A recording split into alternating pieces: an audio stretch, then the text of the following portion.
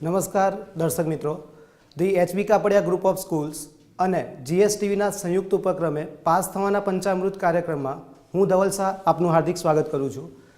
અહીંયા આગળ આપણે આજે જીવ વિજ્ઞાન વિષય વિશે ચર્ચા કરીશું। હવે જીવ વિજ્ઞાન વિષયની અંદર અમારી શાળાના ઘણા વિદ્યાર્થીઓ ભૂતકાળમાં પણ 100માંથી 100 ગુણ મેળવેલા છે અને હમણાં જ સેમેસ્ટર 1નું જે પરિણામ આવ્યું એ પરિણામમાં પણ વિદ્યાર્થી મિત્રોએ સારું પરિણામ લાવ્યા છે અને 100માંથી 100 ગુણ પ્રાપ્ત કર્યા છે। તો જીવ વિજ્ઞાન વિષયમાં 100માંથી 100 ગુણ ન આવે એ માન્યતા હવે ખોટી સાબિત થાય છે। અહીંયા આગળ આપણે તમને 100માંથી 100 ગુણ પ્રાપ્ત કરવા માટે સરળતા રહે એ પ્રકારનું તમને યોગ્ય માર્ગદર્શન આપવામાં આવશે અને જેના પરિણામે તમે 100માંથી 100 ગુણ મેળવવા માટે સક્ષમ બની શકો। તો જીવ વિજ્ઞાનમાં આપણે અહીંયા આગળ આજે ચર્ચા કરી રહીશું। સેમેસ્ટર 4ના પહેલા પરિરૂપની ચર્ચા કરીશું, કયા ચેપ્ટરનો કેટલો ગુણભાર છે, અને ત્યારબાદ પ્રકરણ 1ની ચર્ચા કરીશું। તો સૌપ્રથમ વિદ્યાર્થી મિત્રો અહીંયા જોજો કે કયા ગુણભાર કયા ચેપ્ટર માટે છે। તો પ્રકરણ 1 કે જેનો ગુણભાર 10 માર્ક્સનો છે, પ્રકરણ 2 જે 10 માર્ક્સ છે, પ્રકરણ 3 જે 7 માર્ક્સનું ચેપ્ટર છે, પ્રકરણ 4 જે 8 માર્ક્સનું, પ્રકરણ 5 જે 7 માર્ક્સ, પ્રકરણ 6 જે 8 માર્ક્સ, પ્રકરણ 7 જે 6 માર્ક્સ, પ્રકરણ 8 જે 12 માર્ક્સનું છે, પ્રકરણ 9 જે 10 માર્ક્સનું આખું ચેપ્ટર છે, પ્રકરણ 10 જે 7 માર્ક્સનું, પ્રકરણ 11 જે 8 માર્ક્સનું અને પ્રકરણ 12 7 માર્ક્સનું। એટલે કે ટોટલ 12 ચેપ્ટર જે આપણે સેમેસ્ટર 4ની અંદર છે એ 12 ચેપ્ટરમાંથી આજે શરૂઆત કરીશું આપણે પ્રકરણ 1। પ્રકરણ 1ની અંદર આપણે વાત કરીશું કે પ્રાણીઓમાં ચેતાકીય નિયંત્રણ અને સંનિયમન। તો ચેતાતંત્ર આપણા શરીરમાં કેવી રીતે કાર્ય કરે છે। તમને એવું તો ખ્યાલ હશે જ કે જ્યારે તમને કોઈ પણ પ્રકારનો સામાન્ય સ્પર્શ બી થાય તો તમને તરત જ પ્રતિચાર મળે છે, એટલે તમે કોઈ ચોક્કસ સંવેદના અનુભવો છો। તો આ સંવેદના કેવી રીતે અનુભવાય છે એની આગળ આપણે ચર્ચા કરીશું।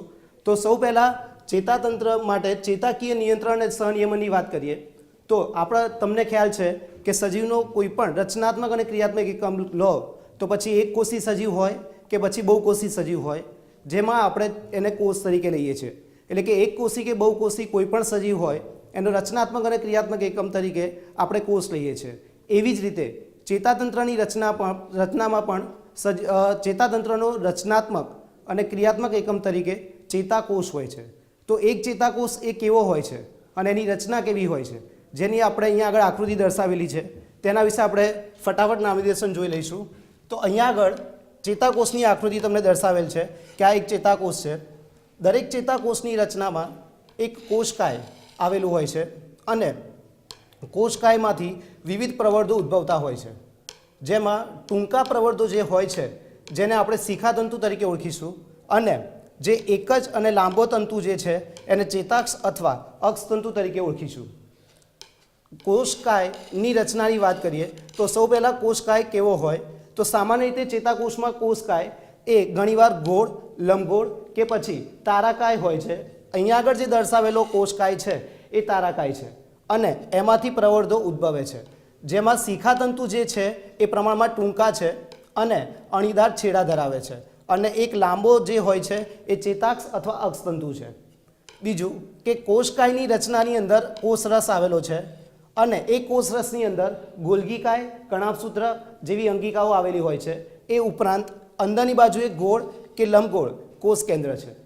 આ ગોળ કે લંબગોળ કોષ કેન્દ્રની ફરતે અહીંયા આગળ આ દર્શાવેલું છે એ નિઝલની કણિકા છે।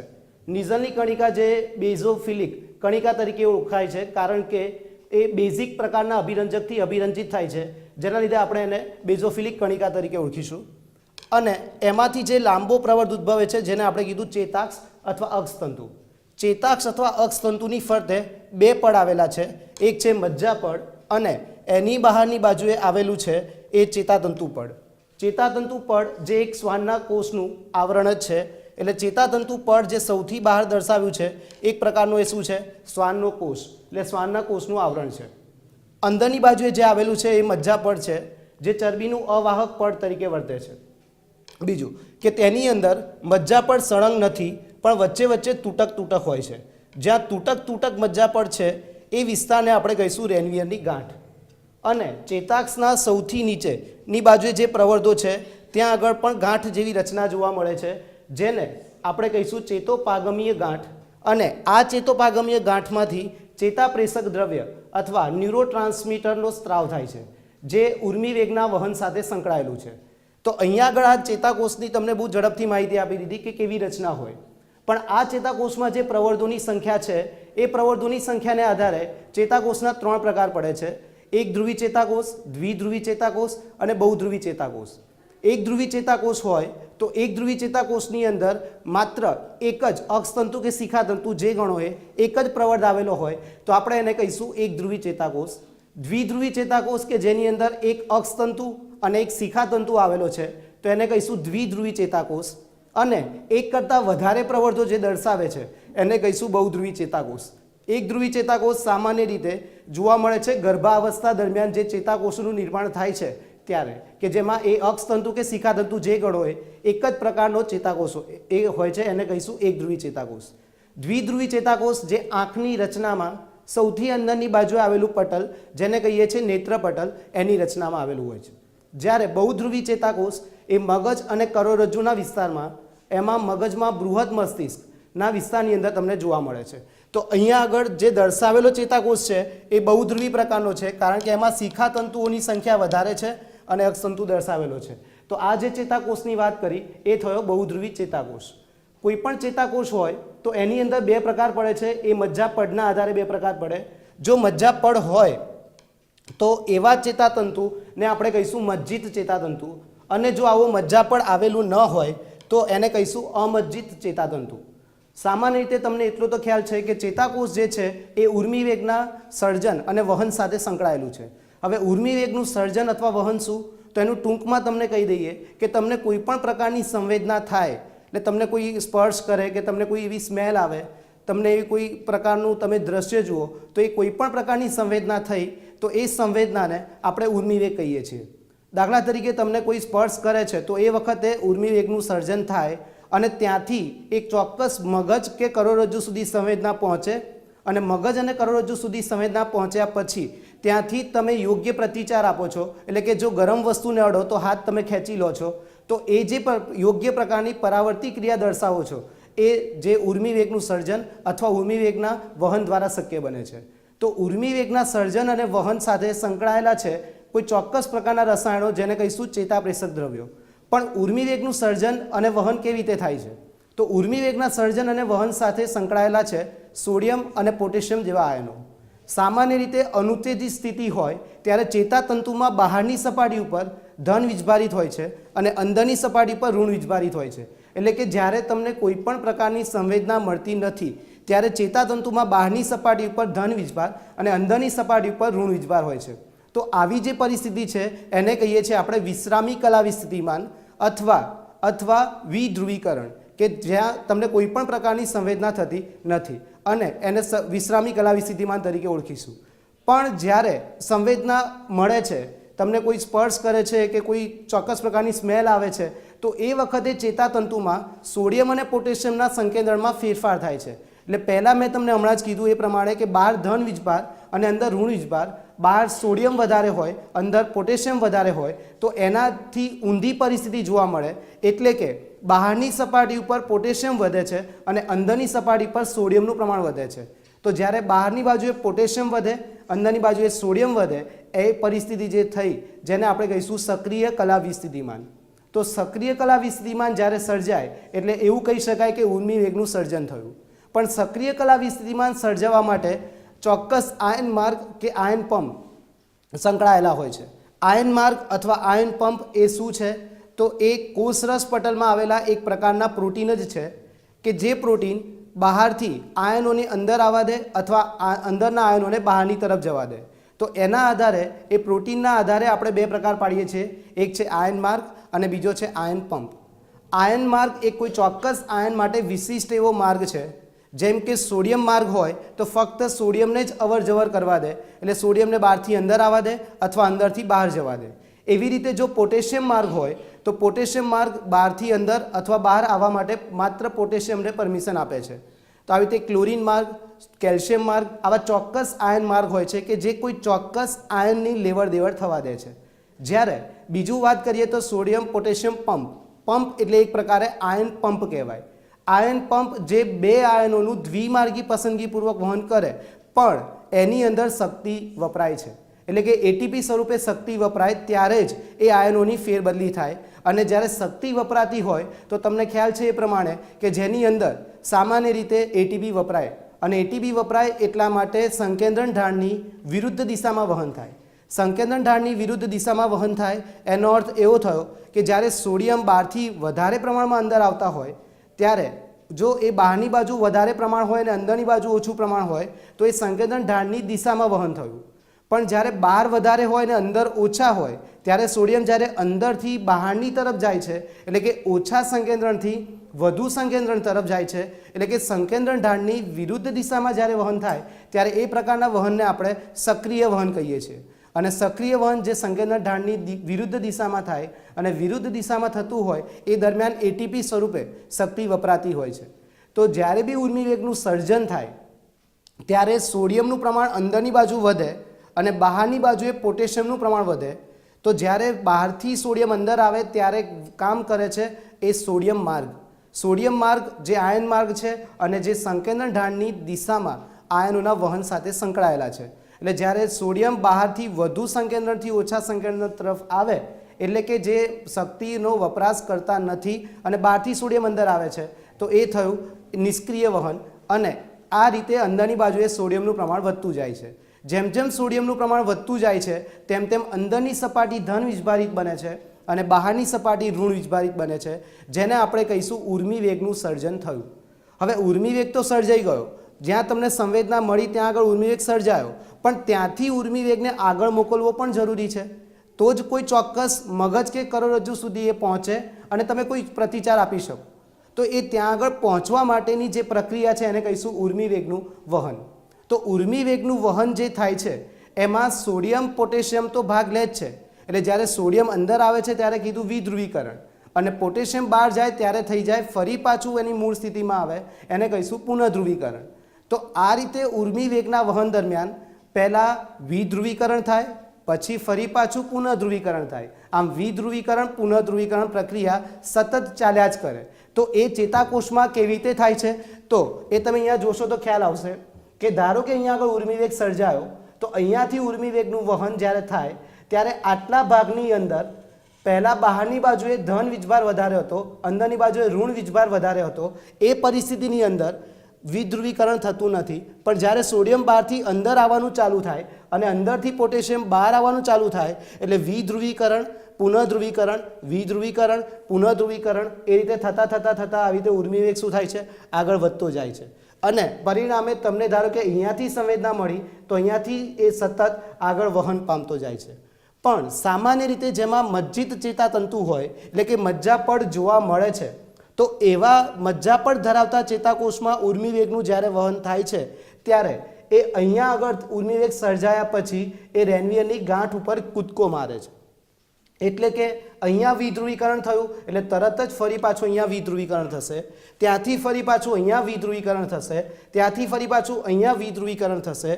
આમ વિધ્રુવીકરણની પ્રક્રિયા એક રેનવીયરની ગાંઠ ઉપરથી બીજી રેનવીયરની ગાંઠ, બીજી રેનવીયરની ગાંઠ ઉપરથી એના પછીની રેનવીયરની ગાંઠ, આ રીતે ક્રમશઃ કૂદકા મારીને આગળ વધે છે, જેને કહીએ છીએ કૂદકામય વહન. આ પ્રકારનું વહન અત્યંત ઝડપી હોય છે, જે આશરે 100 મીટર પર સેકન્ડની ઝડપે વહન કરતું હોય છે. અને તમે વિચારી શકો છો કે જો આટલું ઝડપી વહન ન થાય તો ધારો કે તમે ગરમ વસ્તુને પકડી છે અને જો તમને યોગ્ય પ્રતિચાર મળતા વાર લાગે તો ત્યાં સુધીમાં તો તમે દાઝી જાઓ. એટલે પ્રક્રિયા જે થાય છે એ ખૂબ જ ઝડપી હોય છે, જે 100 મીટર પર સેકન્ડના ઝડપે આગળ વધતા વધતા વધતા એ છેક છેલ્લા ભાગ સુધી એટલે કે ચેતોપાગમીય ગાંઠનો જે વિસ્તાર આવે છે કે જે અક્ષતંતુના જ પ્રવર્ધો છે અને એના અંતિમ વિસ્તાર જે છે એ ચેતોપાગમીય ગાંઠ, ત્યાં સુધી સંવેદના પહોંચે છે. પણ પ્રશ્ન એ થયો કે અહીંયા આગળથી ઉર્મિ વેગ પહોંચ્યો પછી અહીંયાથી બીજા ચેતાકોષમાં ઉર્મિ વેગનું વહન કેવી રીતે થશે? તો તમને એ ખ્યાલ હશે કે એક ચેતાકોષ અને બીજા ચેતાકોષ વચ્ચે સીધો ભૌતિક સંપર્ક નથી, પણ એમની વચ્ચે થોડો અવકાશ જોવા મળે છે. અને જે અવકાશ જોવા મળે છે એને આપણે ચેતોપાગમ તરીકે ઓળખીએ છીએ. એટલે એવું બની શકે કે એક ચેતાકોષના અક્ષતંતુના પ્રવર્ધો હોય અને બીજા ચેતાકોષના શિખાતંતુના પ્રવર્ધો વચ્ચે આ પ્રકારનું જોડાણ હોય. એટલે વચ્ચે તમને શું જોવા મળે? અવકાશ. એ અવકાશને કહેવાય ચેતોપાગમ.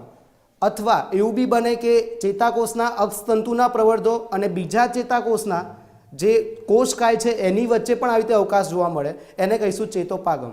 તો હવે ભણીશું કે એક ચેતાકોષમાંથી બીજા ચેતાકોષમાં ઉર્મિવેગનું વહન કેવી રીતે થાય છે. તો પહેલાં આપણે એ જોયું કે ઉર્મિવેગ કેવી રીતે સર્જાય છે, એનું વહન કેવી રીતે થયું, પણ એક ચેતાકોષમાંથી કેવી રીતે વહન થયું એ ભણ્યા. અને હવે જોઈશું એક ચેતાકોષમાંથી બીજા ચેતાકોષમાં ઉર્મિવેગ કેવી રીતે વહન પામે છે. તો અહીંયા આગળ એક ચેતાકોષનો ચેતાક્ષ અથવા અક્ષતંતુ આપેલો છે. એનો જે સૌથી નીચેનો ભાગ જેને આપણે કહીએ છીએ ચેતોપાગમીય ગાંઠ. હવે વચ્ચેનો જે આ અવકાશ છે એને કહીએ છીએ ચેતોપાગમ. તો આ જે રચના થઈ એ ચેતોપાગમ, જેને આપણે દર્શાવ્યું ચેતોપાગમીય ફાટ તરીકે. હવે ચેતોપાગમની ઉપરની બાજુએ ચેતાકોષ છે અને એના ચેતાક્ષનો ગાંઠનો વિસ્તાર છે, એના લીધે ચેતોપાગમ પહેલાં છે, એના લીધે આપણે એને કહીએ છીએ પૂર્વ ચેતોપાગમીય ગાંઠ, કે પૂર્વ ચેતોપાગમીય ગાંઠ જે ચેતોપાગમની પહેલાં છે. અને આ પૂર્વ ચેતોપાગમીય ગાંઠની રચનાની અંદર તમને અહીંયા આગળ બતાવેલું છે કોષરસ છે, અને કોષરસ ઉપરાંત તેમાં કણાભસૂત્ર વગેરે અંગિકાઓ જોવા મળે. આ ઉપરાંત તેની અંદર ચેતોપાગમની વેસિકલ એટલે એક પ્રકારે કોથળી જેવી રચના કે જેઓ ચેતાપ્રેષક દ્રવ્ય ધરાવે છે. ચેતાપ્રેષક દ્રવ્ય તરીકે એસિટાઇલ કોલાઇન કે જે ન્યુરોટ્રાન્સમીટર તરીકે પણ ઓળખાય છે. એટલે ઉર્મિવેગ જ્યારે અહીંયા આગળથી ચેતોપાગમીય ગાંઠના વિસ્તાર સુધી પહોંચ્યો, એટલે તમને અહીંયા આગળ એરો દ્વારા દર્શાવ્યું છે કે ઉર્મિવેગની શું દર્શાવે છે, દિશા. ઉર્મિવેગ અહીંયા સુધી પહોંચ્યો પછી પૂર્વ ચેતોપાગમીય ગાંઠમાંથી બીજા ચેતાકોષના પ્રવર્ધમાં કેવી રીતે પ્રવેશે છે, જે આપણે હવે અહીંયા આગળ સમજીશું. કે અહીંયા આગળ ચેતોપાગમીય ફાટનો વિસ્તાર છે. ચેતોપાગમ વેસિકલની અંદર આવેલા છે ન્યુરોટ્રાન્સમીટરના અણુઓ તરીકે એસિટાઇલ કોલાઇન. એસિટાઇલ કોલાઇનને દર્શાવાય છે ACH તરીકે, બરાબર. એટલે અહીંયા આગળ ACH એટલે આપણે લખ્યું એસિટાઇલ કોલાઇન. તો એસિટાઇલ કોલાઇન ચેતોપાગમીય ફાટમાં કેવી રીતે આવે છે, તો જ્યારે ઉર્મિવેગની દિશા આ રીતે છે, ઉર્મિવેગ અહીંયાથી પસાર થતો આવ્યો, એના પરિણામે આ જે ભાગ છે જેને કહીશું પૂર્વ ચેતોપાગમીય કલા અથવા પૂર્વ ચેતોપાગમીય આવરણ, જેની અંદર વિધ્રુવીકરણ થાય છે. વિધ્રુવીકરણ થાય એના પરિણામે અંદરની બાજુએ સોડિયમનું પ્રમાણ વધે અને બહારની બાજુએ પોટેશિયમનું પ્રમાણ વધે. એના લીધે ઉર્મિવેગ સર્જાયો એવું કહેવાય.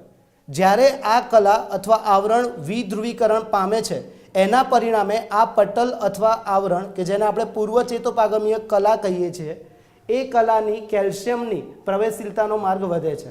એટલે વધારે ને વધારે કેલ્શિયમ એ કોષરસ, કોના કોષરસ, તો પૂર્વ ચેતોપાગમીય ગાંઠની અંદર આવેલા કોષરસમાં રહેલા કેલ્શિયમ એ વધારે ને વધારે અંદર આવતા જાય છે. તો એ કેલ્શિયમ આ પટલમાંથી ક્રોસ કરીને એ ચેતોપાગમીય ફાટની અંદર કેલ્શિયમનું પ્રમાણ વધે છે.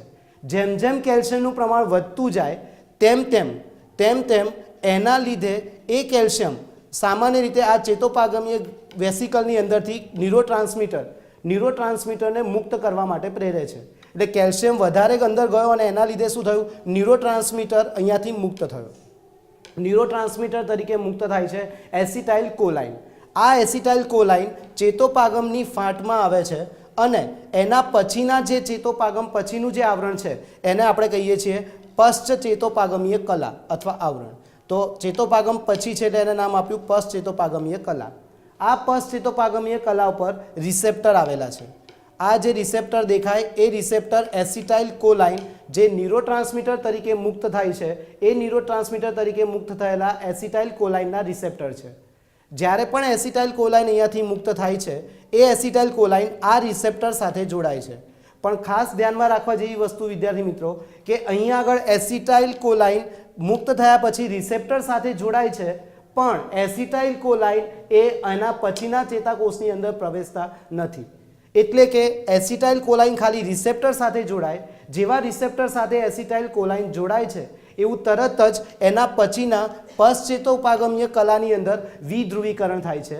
તો વિધ્રુવીકરણ થવા માટે અત્યાર સુધી ભણ્યા એના ઉપરથી તમને એટલો આઈડિયા આવ્યો કે અંદરની બાજુએ સોડિયમનું પ્રમાણ વધવું જોઈએ. એના પરિણામે અહીંયા આગળથી સોડિયમ જે હશે એ અંદર પ્રવેશશે અને સોડિયમ અંદર પ્રવેશવાના પરિણામે અંદરની બાજુ ધન વીજભારિત થાય છે.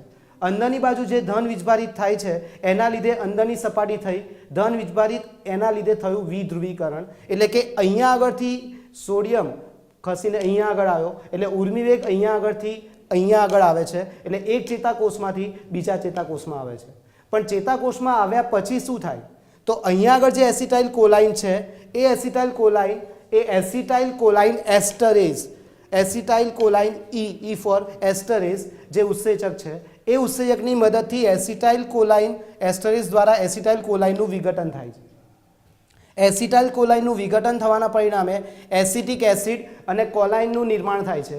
આ એસિટિક એસિડ અને કોલાઇન બંને એ પૂર્વ ચેતોપાગમીય ગાંઠમાં પ્રવેશે છે અને પૂર્વ ચેતોપાગમીય ગાંઠ મારફતે એ એટીપીની મદદથી એસિટિક એસિડ અને કોલાઇન બંને જોડાઈને એસિટાઇલ કોલાઇનનું ફરીથી નિર્માણ થાય છે. એટલે એસિટાઇલ કોલાઇન ખાલી રિસેપ્ટર સાથે જોડાઈને આગળ ઉર્મિયકને મોકલે છે અને એનું વિઘટન થઈ શકતું નથી. આમ એસિટાઇલ કોલાઇનનું પ્રમાણ જે ચેતાકોષમાં હોય છે એનું એ જળવાઈ રહે છે. તો આવી રીતે તમે જે વહન ભણ્યા એ ચેતોપાગમ દ્વારા એક ચેતાકોષમાંથી બીજા ચેતાકોષમાં ઉર્મિવેગનું વહન કેવી રીતે થયું એ ભણ્યા. હવે આ જ રીતે આપણે બીજા પ્રકરણની અંદર પણ વાત કરીશું કે અંતઃસ્ત્રાવી નિયમન કેવી રીતે થાય છે. તો આ હતી તમારા ચેતાતંત્ર સાથે રિલેટેડ માહિતી.